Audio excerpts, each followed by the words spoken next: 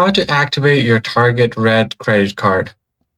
Hey guys, in this video I'll show you how you can easily activate your Target Red credit card. First thing you have to do is go ahead and open up your web browser, click on the search bar and simply search for Target Red credit card login.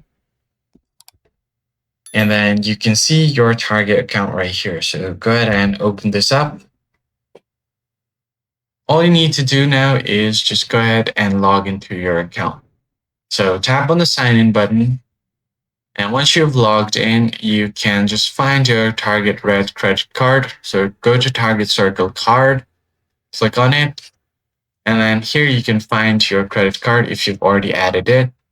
Then once you have added your credit card, all you have to do is you'll find an option to activate your card here instead of apply. And you should be able to activate your card from here. So that's pretty much it, guys. I hope this tutorial was helpful, and I'll see you guys on the next video.